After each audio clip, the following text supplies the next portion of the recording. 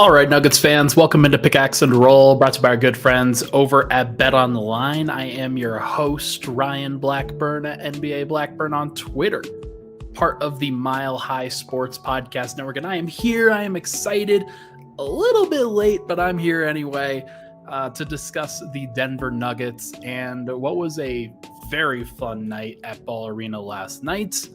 The final game before the All-Star break turned out to be a banger. Denver had a 7-game win streak going in. You just needed to survive and move on. And it turned out they did more than survive. Jamal Murray thrived. He had a career night, 55 points. What a crazy number that is. Very few people in NBA history have even gotten over 50 before. Jamal got to 55. And it's just tremendous to see where he went from at the beginning of the season to where he is now. He's back, folks. We'll get into it all. We'll talk about it all on this episode. We'll talk about Denver getting their 8th win in a row, Nikola Jokic getting his 25th triple-double, and I'm going to answer the question, or at least pose the question, can this team win a championship? Because I didn't think that they could, but they keep playing better and better and have turned some things around and done some things that I didn't expect them to. So I want to be able to ask that question at least honestly and try to evaluate it for real this time around. But before we get into that, want to go to our sponsor once again, BetOnline. They continue to be the world's most trusted betting platform and your number one source for online betting in 2025. Whether you're a seasoned fan or a first-time bettor, BetOnline is your ultimate game day companion with a large selection of odds on everything from the NBA to college basketball to UFC, NHL, and much more. Lots of good stuff here. BetOnline, they're your number one sports betting source for the new year. Make sure to go check it out at betonline.ag. BetOnline, the game starts here. Once again, I'm your host, Ryan Blackburn. Thank you so much for tuning into the show. Please hit that like button, hit that subscribe button. If you're interested in doing it, you could support the show with some super chats like Cedric. Cedric is everywhere, 199. He says, Jamal is still kicking ass. He is him. Good show, Roan. Who is Roan? I don't. I think I've got some things confused, but no, it's been great. I think I do know Aaron. I think he's covering Nugget stuff for sure. So, Ryan. Oh, you're saying Ryan. How in the world did that correct to Roan? That's funny. So either way, thank you so much. I appreciate it, man. All right. Let's talk about last night. It was a great game, a fun game, and Denver, they kind of went back and forth at various points and had some moments where they were successful, had some moments where Portland tried to come back. Portland tried to junk up this game a lot of the time. They did not use Toumani Camara, their top perimeter defender, to guard Jamal Murray all that often. Instead, they used Toumani Camara to guard Nikola Jokic. And that sort of junked up the entire defense and everything that they were trying to do. Zeke Naji started last night for Denver, and Donovan Clingan, who started for the Portland Trailblazers at center, spent most of his time guarding Zeke Naji and roaming off of him, not really paying too much attention to Zeke overall. And that ultimately didn't really matter because Denver still won 132 to 121. But it changed up so many of the matchups and made things very confusing. And Portland, they have some good perimeter defenders and they have some smart players for sure, guys that are going to be high effort, but it just did not feel like they were ready to do what they tried to do. There was a contingent of folks at the game last night, especially from the Portland side, that were like, yeah, they might be starting that tank, might be starting the tank off early. Jeremy Grant sat the last couple of games. DeAndre Ayton is now he's got an actual injury, but they're probably going to take their time with him. So junking up the defense and trying to do some crazy things and put yourself into a position where you're probably going to fail, not a surprise. But for whatever reason, the Portland Trailblazers just decided, you know what, we're going to leave Jamal Murray wide open. That was definitely a choice, especially after talking a whole bunch of crap in the previous game. Cedric with another super chat. He corrects himself and says, Ryan, and can we win it all? I hope Nugs win, with the clapping emoji. I hope so too, man. It would be tremendous. It's great for everybody. It's great for my career if they win. It's great for, like, if you're a Nuggets fan, you obviously want them to take as much advantage of this time as you possibly can. So completely understand and completely agree with it. But Jamal, he took advantage. Portland decided they wanted to guard him with Denny Avdia and Chris Murray and Delano Banton, who Delano Banton had quite the night. He was spinning for much of that time that he was guarding Jamal Murray. Murray was working off ball. He was running him through screens at the top of the key in pick and roll. He was pulling up in transition. He was driving to the lane in transition. It was great to watch him. Murray had everything going. And the final line for him, 42 minutes played, 55 points, 20 of 36 from the field, 7 of 15 from 3, 8 of 9 from the free throw line, had 5 assists, 4 rebounds, 2 steals, only 2 turnovers, was a plus 26 in a game the Nuggets won by 11. That means in the 6 minutes that he didn't play, the Nuggets were a minus 15. That is crazy to think about, but it's also understandable, like, given where Denver was at and how they were operating and what it was looking like. For a while, the Nuggets, especially when it looked like Murray was going to get 50, they were trying to hunt him 50 at the beginning of the fourth quarter, and it wasn't working. He was stuck at 49 for a little bit, 3, 4, 5 straight possessions. They were like, hey, we're going to get Murray the ball. We're going to try to get him 50. But during that time, Portland, they kind of cut in what was a 20 to 25 point lead at some points. They cut that down and got all the way down to like 8 or 9 points. And Denver then had to really focus back in. Murray ultimately got his 50 and then pushed it back even higher to 55. But Jokic had to come back in and accumulate his triple-double. And the Nuggets were ultimately able to win, but it did take a little bit of stress. And I think everybody was at least thinking, hey, doing a little scoreboard watching. Are they going to lose this game? They actually going to lose this one? That Jamal's got 55? And no, the answer was obviously not. They held out. They made it happen. They got it done. And Jamal has his big moments in this. And it was really cool to see. He had the 3-point working. 7 of 15, as I mentioned, from 3 is crazy. But even more crazy than that is 13 of 21 from 2. Murray took 21 shots inside the arc, which is just so rare for a guard in this league right now. You just don't see that often. Most of the time, guards, when they are having these high shot totals, they're getting as many of those shots from the perimeter. And Murray did get those. He got 15 threes. I'm not sure how many times a player has attempted more than 36 shots in a game this year, especially a guard. But he certainly earned it. He certainly earned the right to continue to hunt those shots, and the team was looking for him on a consistent basis. It really helped that I counted off Michael Porter, Aaron Gordon, Peyton Watson, Russell Westbrook, all 4 of those guys who would be creators, who would be kind of getting themselves involved in the offense.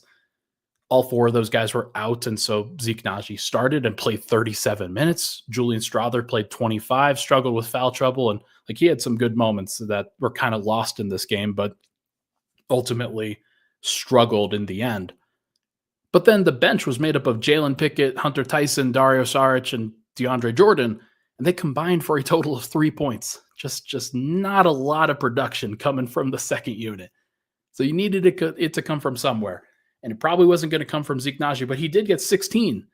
And it probably wasn't going to come from Julian Strawther extensively. He got 11. Nikola Jokic gets 26. Christian Brown gets 21. He played 45 minutes last night.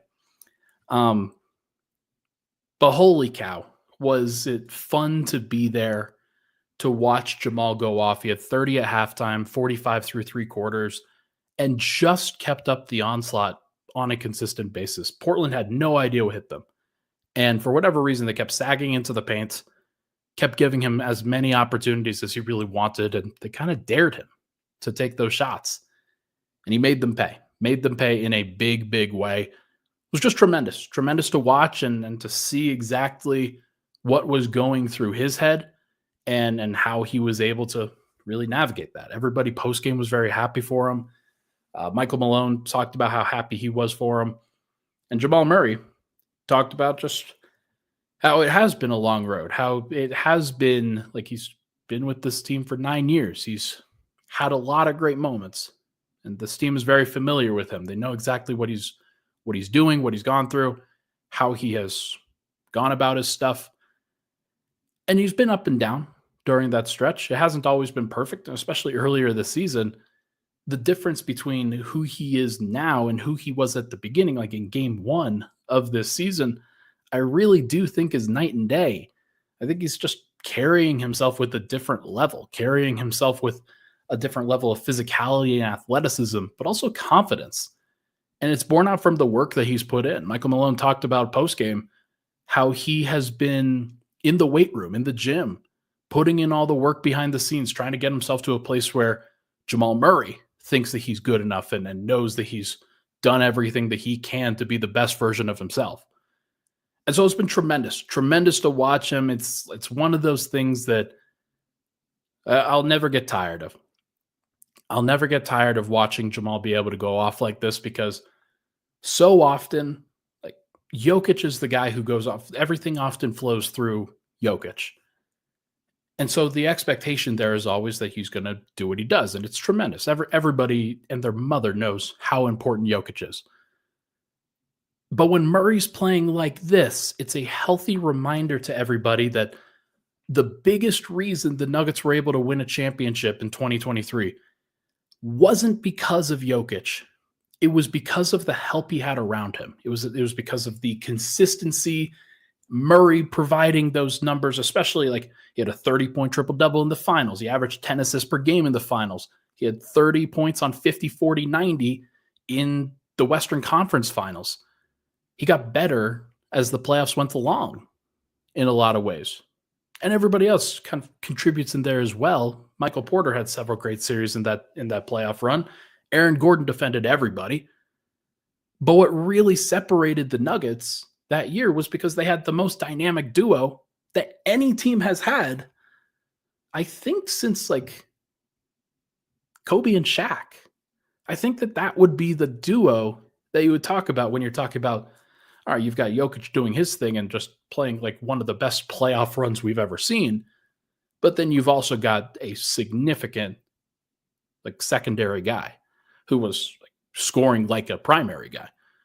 And so you bring those two things together and you get a nice little healthy reminder last night that it is still there. And I think for me, early on in this season, one of the things that I noticed about Jamal that I was really concerned about, really curious about, was the explosiveness just wasn't there.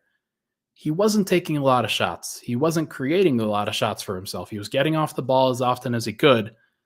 And other guys were stepping up. And Jokic, of course, stepped up, kind of carried Denver through some early struggles.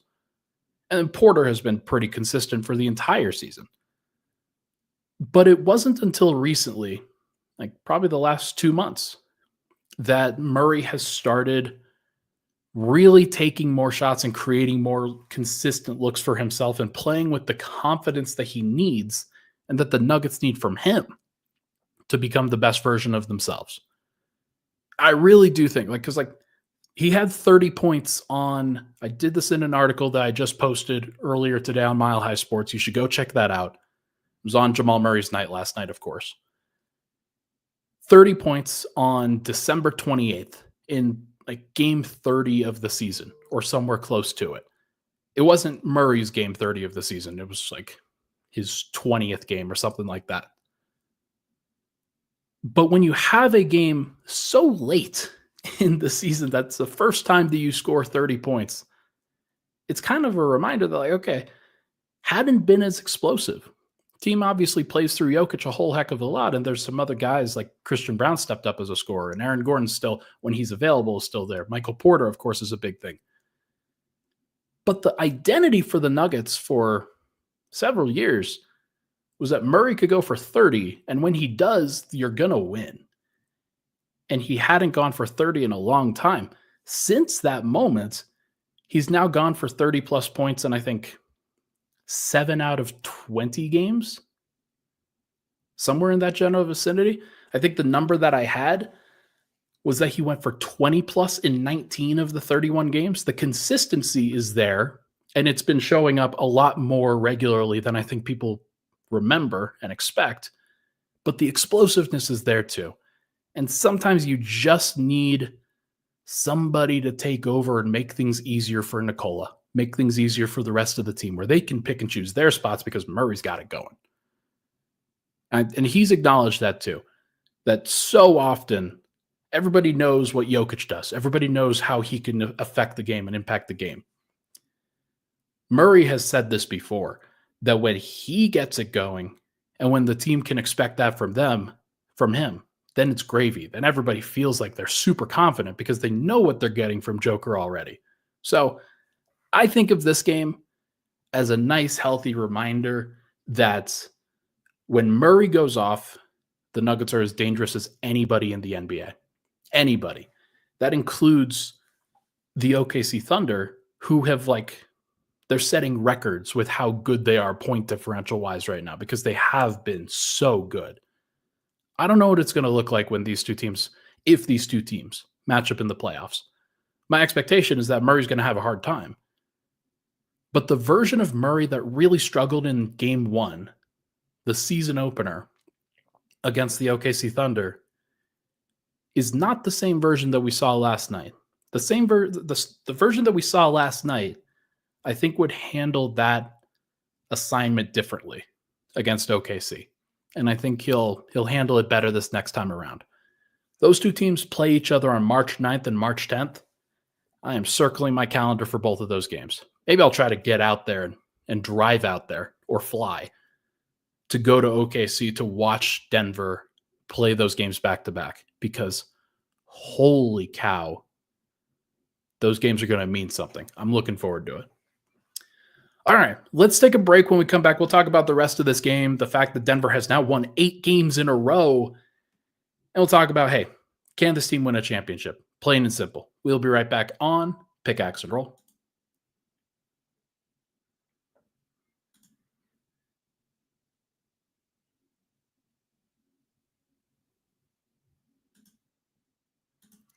All right, we're back. Pickaxe and Roll, Ryan Blackburn here. Thank you so much for tuning into the show. Really quickly, I'm not going to do a pod for the rest of this week. I definitely just need, obviously the break time, the All-Star break. And this goes for Locked On as well. I don't think I'm going to do another pod for Locked On until next week and just try to take advantage and reset. Just get the mind back in order. But this show, there's a distinctly big chance that this show looks a little bit different in the coming weeks and months. We've got some things working behind the scenes for Mile High Sports that might change the time when I am recording this show. Obviously, today is an abnormal time, but I would usually do it at the 10:15 range, in that general vicinity. We'll see what it looks like going forward, but I'm going to have to be adaptable, and you guys, I'll ask you guys to be adaptable as well. I know that I've cultivated a strong enough audience that you guys will probably most likely follow me at basically any time that I'm able to go live, but I'm going to have to be as flexible as possible given some of the stuff that we're doing at Mile High Sports, which will be public in the coming weeks, but should be fun, should be interesting. For now, I'll keep doing what I'm doing, but there's a possibility that the timing of the show may change. So I'll make sure to keep you appraised when it does. All right. And get some arguing going on in the comments. Not really sure why. Jamal had a great game, but should probably just acknowledge that he had a great game and just leave it at that. La Nina de RPP asks, Ryan, how far are the Nuggets from the Tier 1 teams? Do you think we are going to get there before the playoffs? I have been pretty adamant that Denver is a Tier 2 championship contender. It's going to be hard for them to jump into Tier 1 because I do think that OKC, Boston, and Cleveland are really in their own tier in terms of favorites in the NBA based off of what they're putting together point differential wise, based off of Boston's I think everybody thinks and believes that Boston can just string together what they've been doing. Their numbers, like, don't get it twisted based off of looking at what OKC and Cleveland have done. Boston's numbers are very comparable to what they did last year. Very comparable. So I think they are still on track. And so I think those three teams are in a tier of their own. Tier 2 is getting a little bit more separate. That's one thing that I'm starting to notice here. You go over to Cleaning the Glass, and I realize not everybody here has a Cleaning the Glass subscription. So let me try to appraise people of what's happening. OKC, Cleveland, and Boston are by themselves in point differential on the year. Number 4 is Memphis. Number 5 is New York. Number 6 is Denver. And Denver, they continue to do crazy things from a point differential standpoint, especially on the offensive end. And dunks and threes has them in a different category based off of the kind of the schedule adjusted stuff that dunks and threes does. The Nuggets are 4th in offensive rating, 18th in defensive rating. All right, oh no, they're 2nd in offensive rating, 18th in defensive rating, and 4th overall in net rating. So they're right below the fold. They're not like super close, given what the Thunder and Celtics and Cavs have done. But I do think that they're pretty close. I think they've closed that gap more than I thought that they would. It helps to win 8 games in a row, that's for sure. But it is interesting to see how Denver has sort of evolved. And I want to see what this team looks like when they're fully healthy, for sure. And there's still some questions that I have about what they're going to look like. I asked Michael Malone last night before the game, and Vasily Chess says, to be tier 1 team needs better defense. The best defense is OKC. They sack offense for more defense. You're right, 100%. And when I asked Michael Malone when he knows the Nuggets defense will be playoff ready, he's talked about how Denver has defended in spurts this year, how they've had stretches where they are good enough defensively. When you remove like Aaron Gordon, Michael Porter, Russell Westbrook, Peyton Watson from the equation, it's going to be difficult to defend sometimes, even against a team like Portland. So I'm not surprised that they struggled last night, especially. But overall, during this 8-game stretch, Denver has been much better defensively, and they've shown a lot in terms of their overall approach and being able to improve. And I do think that when you ask this team to lock in on the defensive end, they will have some pretty good things that they can go to. The question is whether they can do it for 4 rounds, for 48 minutes a game. Like that's a tough question. But because Denver's offense is so good, and because it's been like pretty well established that unless somebody is injured, like Murray was last year, then they're pretty unstoppable on the offensive end. It took Minnesota building the perfect team to stop Denver on the offensive end. Like Minnesota built the perfect defensive team to combat Denver.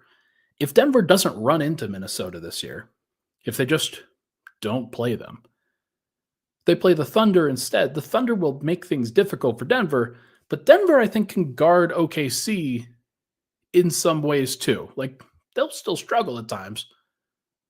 But given what OKC likes to do, it just wouldn't surprise me if Denver made that a competitive series. Do I expect them to win it? No. And that's why I have Denver in tier 2 as opposed to tier 1. But they are closing the gap. And that's what I think is really, really important. So we're kind of off track. I talk about the Kansas team win a championship right now. Let me circle back, and then we'll get back to the championship conversation in a little bit. Nikola Jokic racked up his 25th triple-double last night. Michael Malone had some very complimentary things to say about him. Jamal Murray did as well. Just the way that he processes the game and continues to stay ahead of a defense that is trying so many things against him. And like I talked about yesterday, Portland tried to junk up the defense as much as possible, and Jokic was able to handle it. He did reasonably well. Now, there were times where he, I think, took some ill-advised shots and decided, you know what, I'm going to try to throw some ill-advised passes, and he made some errors, and there's no doubt about it, but he also got out of the way at times so that Murray could shine. And he's willing to do that. There's certainly a lot of that too. I do think that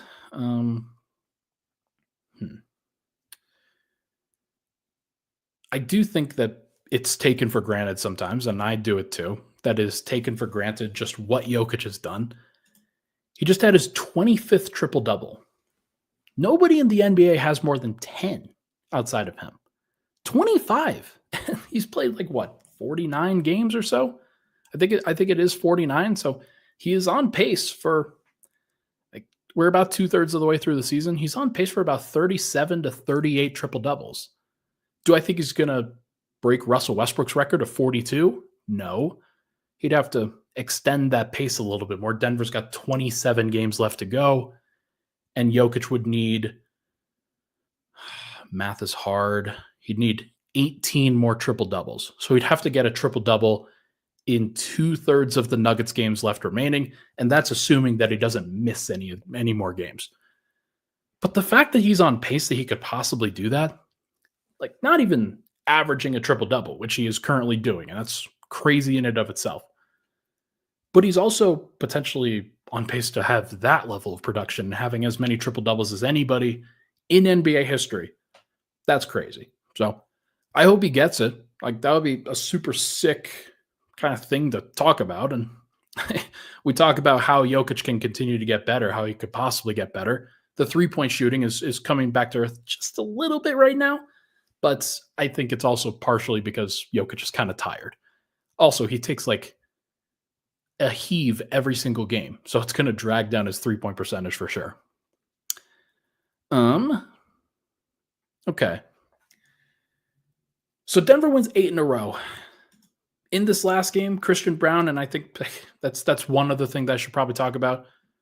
Zeke Nnaji had a great game. He stepped up in place of Aaron Gordon, and I think did an admirable job. 3 steals and 4 blocks in 37 minutes is crazy. Not necessarily a great game from him on the glass. 5 rebounds in 37 minutes, but you take what you can get. 16 points. Really efficient shooting night for him. That's what you want to see. And he definitely said that he's a 4. He's a power forward and he likes playing the 4. It's just more natural to him than playing the 5. Denver's always had this problem because they have a whole bunch of guys that can play the 4 that would obviously look great playing the 4 next to Nikola Jokic, but you put them at the 5, you put them in a different position, and it's going to feel a lot different. So who knows? Has Zeke Nnaji earned more time? Probably. The way that he's played, the way that he's guarded, he deserves something there. Christian Brown played 45 minutes last night. Wasn't even taken out in the second half. 21 points, 10 rebounds, 6 assists, 2 steals, and a block, plus 11 in his 45 minutes. That was the margin of the game. Just really impressive night from Christian Brown. Once again, he continues to prove just how impactful he can be in these moments. And he has really stepped into the starting spot. And I don't think he's going to let it go. I do not think the Nuggets should bench him. I think that he has to stay in that lineup. It just makes too much sense. But there's a lot of other things that we could go over. What I do want to go over mostly. So Denver wins 8 in a row. The schedule that they've played, it's not exactly like a gauntlet. I understand that, and a lot of people are going to it's proper context, right? It is proper context to say, look, not the strongest game, not the strongest stretch of games that they've ever played. They played Philly without Embiid, Paul George, and a whole bunch of other starters and role players there. They played at Charlotte without LaMelo Ball and Brandon Miller. They played versus the Pelicans twice. They played versus Orlando without Jalen Suggs on the second night of a back-to-back. They played at Phoenix, who didn't have Kevin Durant or Bradley Beal. And then they've played Portland twice just now, and they didn't have Jeremy Grant in either one of those games. It didn't have DeAndre Ayton in this last one. So I'm not going to sit here and say that this is this is a great stretch, because it shows Denver's mental toughness and their willingness and their ability to kind of stay locked in when other teams kind of let go of the rope. Denver doing this, and that's a very, very impressive thing. They've won 12 of their last 15. They've won 16 of their last 21. That's a great number. 16-5 in their last 21 games. It's a full quarter of the season. And they're on pace for like 62 wins during that stretch. So tremendous stuff, of course. I think that when Denver comes back out of this break, first of all, I've got a bet going that everybody knows and everybody's going to keep reminding me of, rightly so, and I keep bringing it up too. If they get to 40 wins before they get to 20 losses, then I have to shave an eyebrow slit into. I'm going this one over here probably. Going to have to get it lined up and then made sure that it's done well after the fact. I'm definitely going to shave it on Pickaxe and Roll if I have to do it. But that would involve Denver winning their next 4 games. That's versus Charlotte, should be a win. Versus the Lakers, that's with LeBron and Luka. That'll be a tough one. At Indiana, and then at Milwaukee. Those 3 games, those final 3 there, those will each be tough. Those will each be interesting. I would expect that Giannis is back. I would expect that everybody's relatively healthy for each of those teams. Denver should be able to win the game versus Charlotte. But those other 3, it'll be tough. So if they can win those 4, they'll win 12 in a row with the All-Star break kind of mixed in there. First of all, Denver's never won 10 in a row with Michael Malone and Nikola Jokic. I think they know that. I think they would like to change that. Is it super, super important? Probably not. But they would like to change it if they have the opportunity to. So if they do that, then I've definitely got to do something. Fortunately, they'll be on the road if they do it, so I do not have to show up to Ball Arena like that for a little bit until March 5th. So we'll see what happens. But I think they're going to make me do it, man. It's going to be super annoying, and people are going to look at me funny. It's going to be crazy. I am not going to pull off that look. That's for sure. But yeah, we'll see if they can actually get to 40 before 20. That would be crazy if they did. But yeah, just having the discipline and the mental toughness to be able to win during this stretch is very impressive. They should be commended for that. Again, the strength of schedule hasn't been crazy. You play who's in front of you. I think at this point, I think that Denver, I've previously said that I think the Denver's title odds are about 5%. I've got to bump that number up a little bit now, just based off of how they've played, based off of how they've handled themselves, where Jamal Murray is at, because so much of Denver's championship odds are centered around Jamal Murray. Based off of how things are going, I would give OKC probably a 35% chance to win the title. I would give Boston a 25% chance to win the title. I would give Cleveland a 15% chance to win the title. That's 75. I would give Denver a 7% chance to win the title. So that's 82. I'd give New York about 5%. It's 87. Who else is even here? Who else is even good? I would give Memphis. Memphis can get a 2% chance. And then the Los Angeles Lakers can get a 2% chance because they've got LeBron and Luka. And then everybody else gets a 1%, or we'll just say the field gets about an 8 to 9% chance that they can win the title. I think most likely you're looking at OKC, Cleveland, or Boston. I think with Denver, you could give them the 4th best odds. And how strong those odds are, I'm not sure. But when you've got the best player in the world, you've got Murray playing like this, you've got Christian Brown breaking out, you've got Russell Westbrook playing the right way, and you've got Aaron Gordon getting a little bit of a rest here, not necessarily having to go off the entire time. He's not racking up all those miles, not getting injured. He is having to deal with injuries, but Denver's being very cautious with him. When you've got those things and you put that together, Denver does have a reasonable formula here. Now, this is at the All-Star break. This is right now. This could change based off of how they play going forward, but yeah, I think I'd bump up Denver's odds to about 10% at this point, which is crazy. That's a crazy number.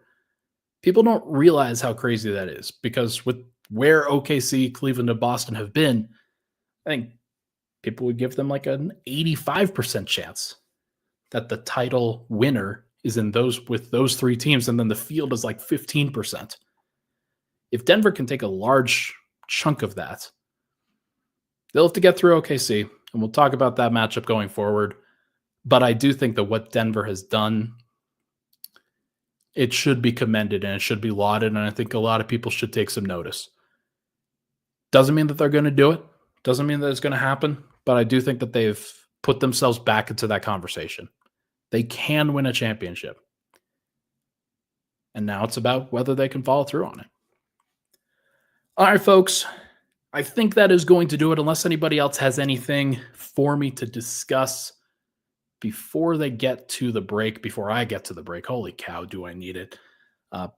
Looking forward to seeing what happens here. Everybody is, I know everybody's excited to see where Denver goes, and this was a big game for Jamal Murray, big game for the Denver Nuggets, big game for Nuggets fans. Hey, we got a last minute super chat from Mike, but not Nike, but oh God, good Lord, Mike, but no Ike with $5 says, Ryan, if AG is iffy for the playoffs, what is the drop off, or what can be done differently with the others? Will we play more rotations in season? Love you. Hey, thank you, man. I really appreciate it. Thank you for the love. So if AG is iffy for the playoffs, what is the drop off? Because Michael Porter's been able to slide to the 4 pretty consistently, I don't think that the drop off is so crazy that Denver can't win a title, can't win a series without Aaron. Peyton Watson he was playing great defense and continuing to do good things. And surprisingly, Zeke Naji might be able to fill in some reps here or there. Am I expecting it? No. And Aaron has like a whole bunch of utility for Denver with the second unit as well, whether he's the backup center or whether he is the backup 4 next to DeAndre Jordan. Like, he can do both of those things. So what will happen? How will they handle it? I don't know. What could be done differently with the others? I do think that if Aaron were to go out, depending on who they're facing, you're probably going with Russ, Murray, Brown, Porter, Jokic. That'd be the main 5. And then depending on what else they need, Peyton Watson fills in if you need somebody bigger, if you need better perimeter defense. And then maybe Zeke Naji fills in for more size, and Julian Strawther fills in for more shooting. That would be my expectation at that point. But yeah, like, if any of the core 4 for Denver is out, Denver's probably not going to win a championship because of how necessary it is for those guys to be healthy. So they're probably not going to win a championship if not everybody's healthy, but they could win a series. I feel pretty strongly that they could win a series without AG, without Porter. They might even be able to win one without Murray, but that would be tougher. So we'll see what happens. But all right, folks, I think that is going to do it. Really appreciate it. As always, folks, please hit that like button, hit that subscribe button on the way out. Would really, really appreciate it. Mile High Sports is nearly at 12K on YouTube. Let's see if we could push that over. Would really, really appreciate it if that came from this video in particular. Thank you so much for tuning in. Hit that like button and the subscribe button on the way out. I will talk to you guys next week.